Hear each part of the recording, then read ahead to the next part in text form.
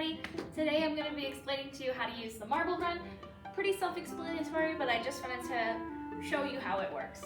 So, a lot of the times we just leave the marbles hanging out in the pieces, so make sure that you don't do what I just do and take them out carefully because they are magnetized on the back and there is a screen in the front so that way the marbles don't come flying out.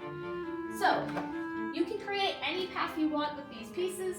Again, they are magnetized on the back, so you can create any pattern you want. This is really great for even any age kids. For the older kids, you can work on creating different pathways to work on acceleration, to work on speed, any of those physics kinds of things. And for the younger kids, it's just a fun activity to introduce those skills that they'll be learning later on. So for example, if I drop this marble in here, it will follow down my track.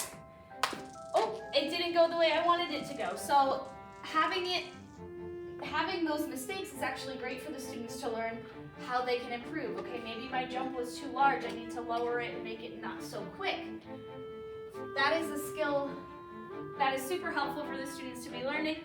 Trial and error is huge, and this is a great process for them to do either in a group or one-on-one. So let's try it again. And I made it in my goal here. So I hope you guys learned something fun with this marble wall. Again, all of these pieces are magnetic. I can't wait to see what you guys create, and I hope you enjoy. Bye.